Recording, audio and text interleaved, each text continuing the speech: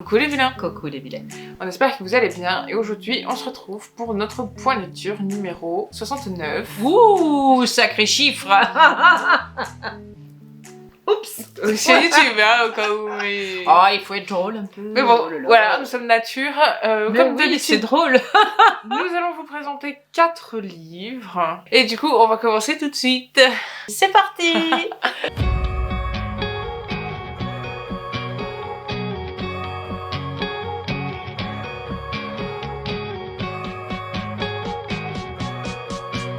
Donc moi pour mon premier, ce sera La Dame des Rivières de Philippa Grégory aux éditions Hauteville. Il est magnifique. J'adore la couve, je la trouve de toute beauté. C'est un roman historique que je vais vous présenter, donc ça m'a un petit peu réconcilié avec l'autrice puisque si vous avez des petits souvenirs un petit peu comme moi, j'avais déjà tenté de lire un de ses romans et c'est vrai que je l'avais arrêté presque en milieu de C'était quoi bouquin. le roman, tu t'en souviens? C'était un début de saga, il y avait Venise dedans, je crois, Les Marchands de Venise, je sais plus, enfin bref. Ah oui. Et je l'avais pas continué parce que, en fait, c'était très bien. L'histoire me plaisait, mais c'était très long. C'était très très long et je l'avais abandonné à cause de ça parce que voilà, j'en avais un peu marre que ce soit aussi lent, tout ce qu'on me racontait.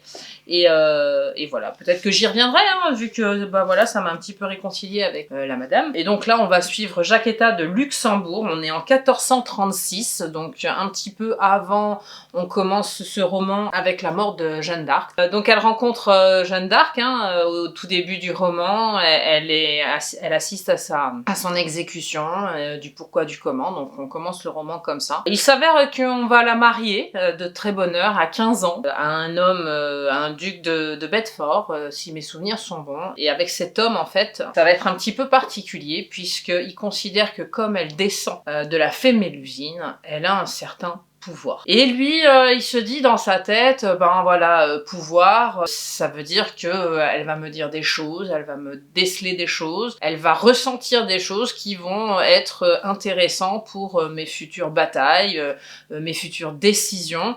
Et en fait, je vais pas trop vous en dévoiler parce que ce serait dommage, mais bon, pour la petite histoire, il se marie, mais il ne consomme pas. Donc pendant tout son mariage, il la gardera vierge, dans le sens où, une vierge pour lui a plus de valeur et a plus de pouvoir justement de ce don de voyance. Enfin, c'est ce qu'il croit, hein, bien sûr. Malheureusement, pendant leur mariage, il y a rien qui vient à Jacquetta.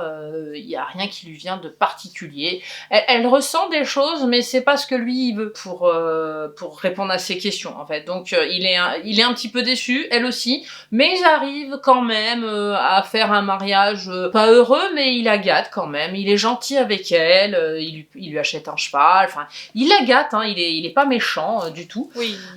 Pourtant, il a quand même le double, voire le triple de son âge, quand même. Hein. Elle a 15 ans, mais C'est un lui, homme qui a déjà été marié? Je me rappelle plus bien. Je crois que oui. Et donc, voilà, c'est un petit peu particulier ce mariage, oui, puisqu'on le remarie avec elle justement à cause de ça. En général, les hommes prennent des femmes un peu plus jeunes, hein, voilà. Mais il va la garder tout le long du roman. Alors, il va pas la garder tout le long du roman, puisque il va décéder au bout de, je crois, 2-3 ans de mariage ou un truc comme ça. Et elle va se remarier avec son écuyer. Alors ça va faire un foin pas possible, parce que elle est quand même la femme d'un duc, donc le cousin, si mes souvenirs sont bons, du roi d'Angleterre. Donc ça la fout un petit peu mal, et de se marier avec son propre écuyer, mais elle en démord pas. C'est une femme de caractère, elle est avant-gardiste pour son époque. Donc on veut la remarier, mais elle a décidé qu'elle se remarierait que par amour. Voilà, elle a décidé que son premier mariage, il avait été un petit peu un flop quand même. Elle avait pas goûté aux joies charnelles, donc elle a décidé que pour le deuxième, ce serait pas la même chose. Oui. Voilà. Elle se marierait pas pour son don, ni rien du tout, elle se marierait parce qu'elle en aurait envie. Et avec qui elle a envie. Donc elle va se remarier avec Richard Woodville, de souvenir, avec qui elle sera très heureuse en ménage et en amour surtout. Elle a bien choisi. En fait, pour la petite histoire, ils sont un petit peu tombés amoureux lorsqu'il était au service de son premier mari, mais il s'était jamais rien passé. Elle a été fidèle jusqu'au bout, lui il a été fidèle jusqu'au bout, mais à un moment donné, quand le premier est mort, il s'est dit il faut quand même que je lui dise que j'ai un petit quelque chose pour elle, sans savoir si elle s'était c'était réciproque. Bon, il y avait quand même des gestes, des regards qu'on Oui. nous narre et on se dit tiens, il va y avoir peut-être quelque chose entre eux ou pas. Et il s'avère que oui, en fait, c'est réciproque, donc c'est l'apothéose, c'est un mariage d'amour. Ils auront plus de 10 enfants ensemble, donc tout au long tout au long de ce roman. Donc on nous narre en fait la vie de Jacquetta qui est formidablement bien narrée, très bien documentée. C'est vrai que c'est une femme de caractère avec toutes les intrigues de la cour d'Henri VI et de Marguerite d'Anjou. Et en fait elle va devenir amie de Marguerite d'Anjou. Elle va devenir sa dame de compagnie. Et il s'avère qu'à un moment donné, son mari étant écuyer, il va gravir un échelon vu qu'il va devenir son mari. Pour pas faire trop de différence entre le mariage de Serviette et de Torchon. Donc on va lui faire gravir un petit peu les échelons à cet homme. Et donc il va aller combattre pour le roi. Le roi qui, dans ce bouquin, en tout cas Henri VI, c'est un roi un petit peu... c'est pas un roi de guerre, c'est un roi de religion. Il aime prier, il n'aime que ça, et il ne fait que ça. Malheureusement, quand on est dans une période un petit peu chaotique historiquement, on ne peut pas se permettre de faire que ça. On a des décisions importantes à prendre, oui, et il s'avère que voilà, c'est sa femme, Marguerite d'Anjou, qui va prendre un petit peu les choses en main, mais pas tant que ça, puisqu'on ne veut pas de femmes au pouvoir à cette époque-là encore. Ils vont s'entourer, ce couple, ils vont s'entourer de gens, de conseillers, et ces conseillers vont être très proche du couple. Le roi lui-même dit que voilà, ce que dit son conseiller, en tout cas le dernier de ses conseillers dit est bonne parole. Donc voyez un petit peu l'ambiance, c'est assez chaotique, mais en fait c'est les femmes qui ont un petit peu le pouvoir, mais en sous-marin. Et c'est vrai que c'est très bien dit dans ce livre que finalement voilà, on a affaire à une cour un petit peu particulière avec un roi qui n'aime pas faire la guerre ni prendre de décision. On a une reine qui à un moment donné tombe enceinte, donc elle se prend en main, parce qu'au début c'était un petit peu comme un jeu. J'avais l'impression que voilà, elle était reine, mais bon, sans plus, parce que de toute façon son mari il s'en fout d'elle. Voilà, il fait pas son petit devoir conjugal, il a un petit peu de mal à lui faire un enfant à cette reine, donc elle prend les devants, hein, voilà, je vais pas tout vous dire. Donc on se retrouve avec un couple royal un petit peu spécial qui est soutenu par des gens qui quelque part n'ont pas à prendre ces décisions là.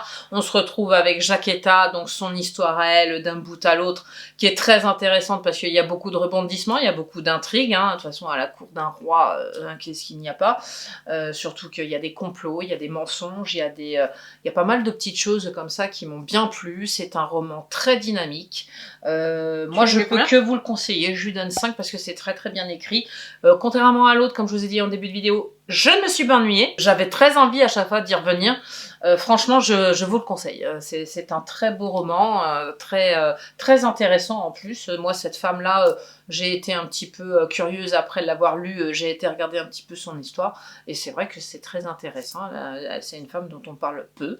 Et malheureusement, je trouve que c'est un petit peu dommage parce que c'est des petites femmes un petit peu oubliées. Et c'est des femmes de caractère pour cette époque-là, hein, bien sûr.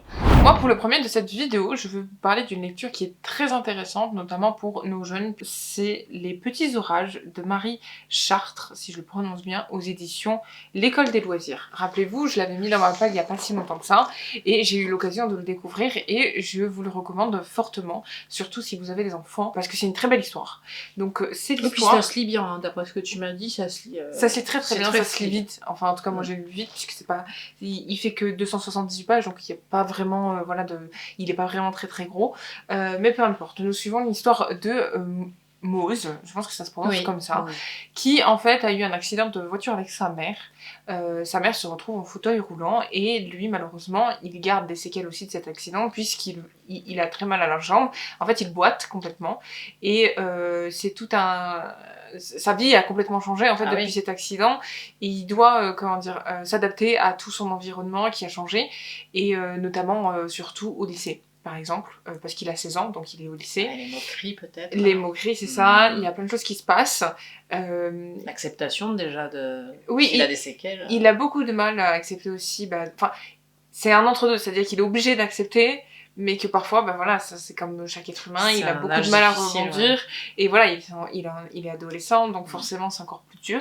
Quand il y a des différences. Et un jour, en fait, au lycée, il se fait bousculer par un jeune garçon de son âge, et sauf que lui, c'est pas quelqu'un d'anodin dans sa vie, puisque il s'appelle Ratso, j'espère que je le prononce bien aussi, et en fait c'est un Indien. Vous vous souvenez, la couverture, bref.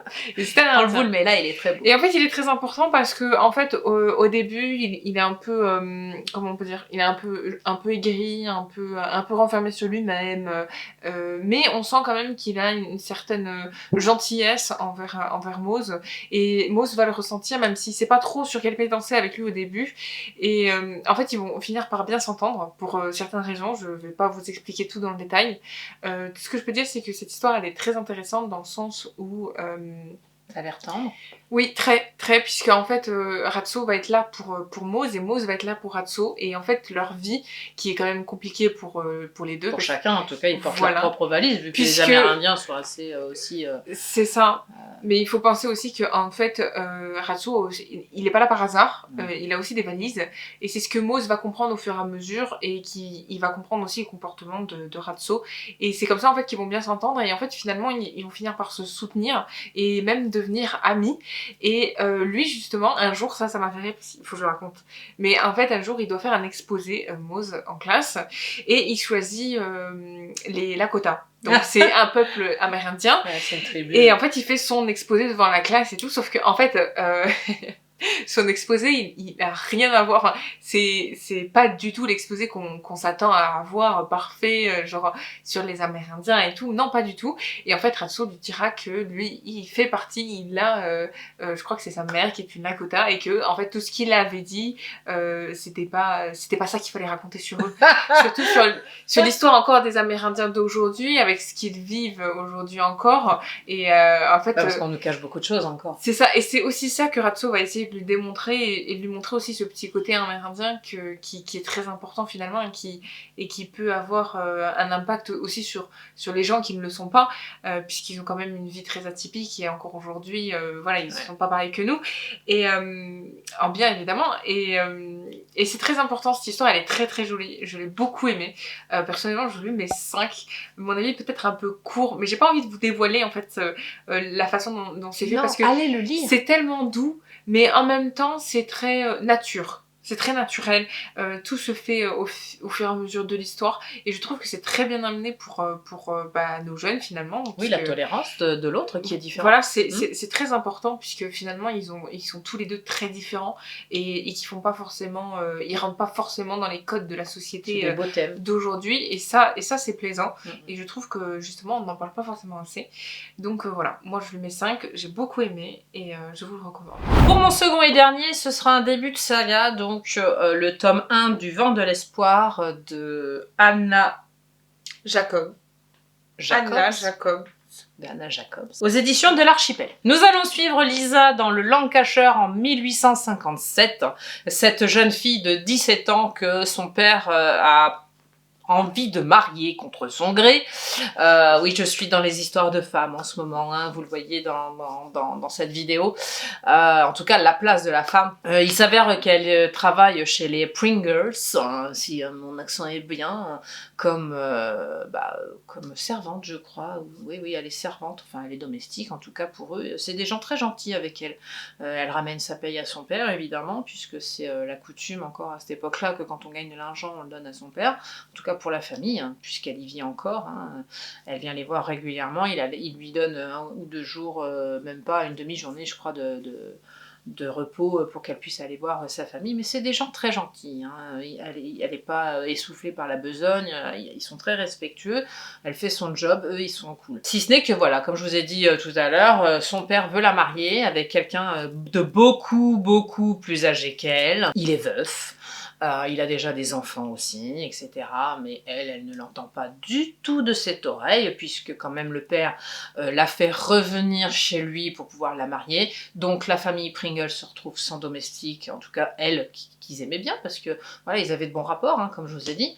Donc ça fait un vide et pour eux, et ça fait un vide pour elle, puisque voilà, en gagnant un peu d'argent, même si elle le donnait à son père, elle est quand même indépendante, elle ne vit plus toute la semaine chez ses parents où la misère règne, où il faut s'occuper aussi des autres frères et sœurs, donc une vie assez difficile, hein, pauvre cette Angleterre de l'époque. Et donc bon bah elle a pas envie de se marier du tout.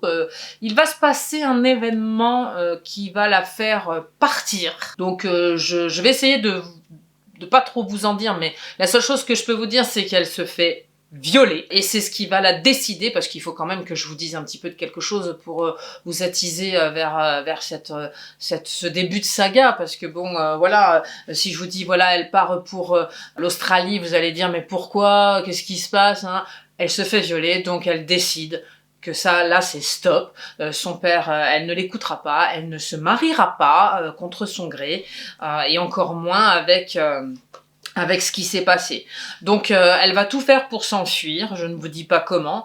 Elle va prendre un bateau pour l'Australie. Sur ce bateau, elle va rencontrer des gens qui vont l'aider, je vous dis pas qui encore une fois. Ça va être très avant-gardiste pour elle, parce que c'est des gens qui vont beaucoup l'aider dans ses démarches, justement dans ce nouveau pays, et puis bah même sur le bateau, hein.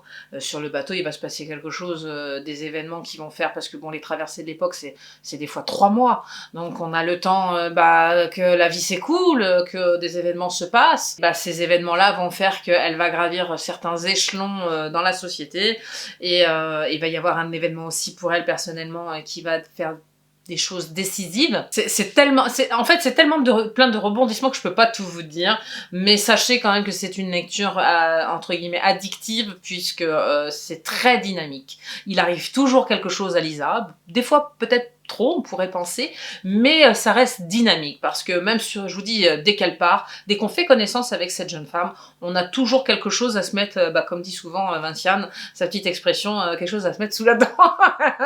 Donc on s'ennuie pas. Et donc on va arriver en Australie, d'autres péripéties vont l'attendre, parce que l'installation va pas se faire comme ça. C'est un pays assez rude, hein, quand on y arrive et qu'on connaît pas, c'est quand même l'antithèse de l'Angleterre, enfin de la Grande-Bretagne. C'est pas le même climat, c'est pas les mêmes personnes. Voilà, c'est très délicat pour elle. Elle est jeune, elle a pas un sou, elle a pas de travail, elle a rien. Donc je vous explique pas son installation, mais sachez que c'est tellement bouleversant parfois que cette jeune femme, on n'a qu'une envie, c'est de savoir qu'est-ce qui va lui arriver à chaque fois. Sachez que quand même, il y a quand même des belles choses qui lui arrivent, hein, je ne vous dirai pas quoi non plus, hein, il y a un petit peu d'amour.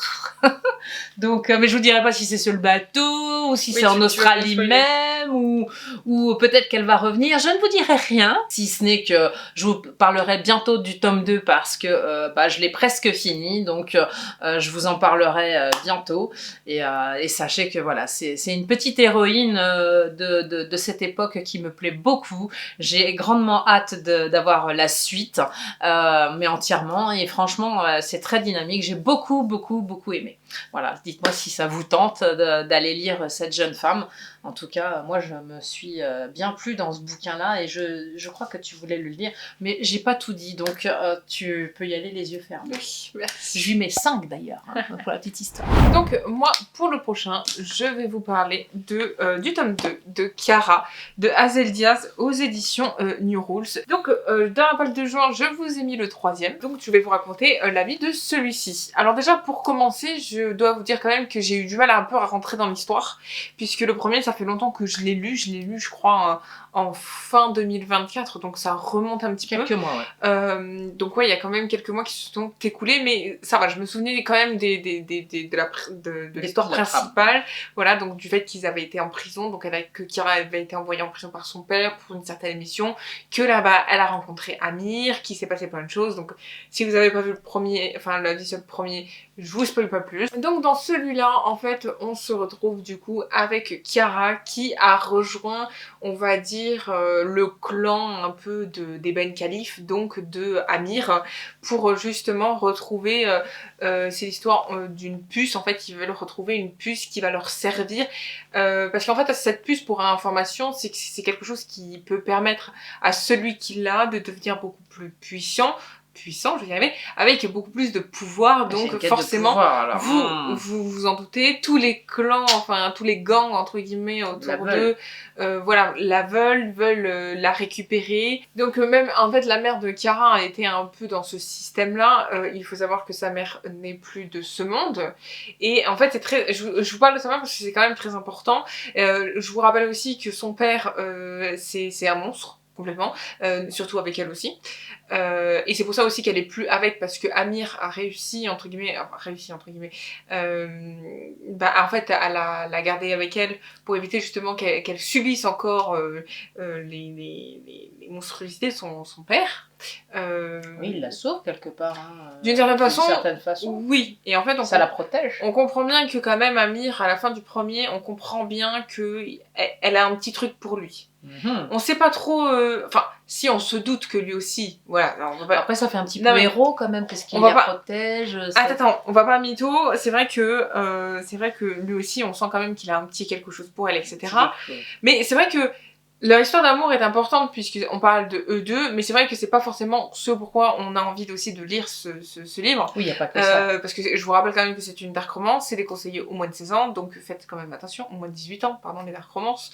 Donc quand même faites attention si vous lisez ceci, parce que ça parle quand même de drogue, oui, c'est un sujet de prostitution aussi, très important, parce que justement en fait, il y a une histoire avec la mère de Kiara, où en fait son père c'est complètement un monstre. Il était marié avec une femme adorable, mais lui c'était un monstre. Voilà, il s'est passé des choses par rapport à sa mère qui impliquent justement aussi un Ben Khalif. Je vais pas dire qui, ni comment, ni pourquoi, mais en fait dans ce tome 2, on a entre guillemets cette confirmation, enfin cette idée, enfin on n'a pas tout à fait la confirmation, on a plutôt cette révélation qui fait qu'il va laisser, tu sais, genre une question, genre c'est cette interrogation de savoir si c'est vrai, si c'est pas vrai. Oui, ça trône dans leur tête. Mais surtout Akira, parce qu'elle veut savoir. Oui, bah c'est normal. Puisque elle est tombée amoureuse de Amir, donc forcément il se passe des choses. Est-ce qu'elle peut y mettre un pied de plus? Mais en fait, c'est pas une question, c'est qu'en fait elle s'inquiète justement pour Amir qui met justement cette personne-là sur un piédestal.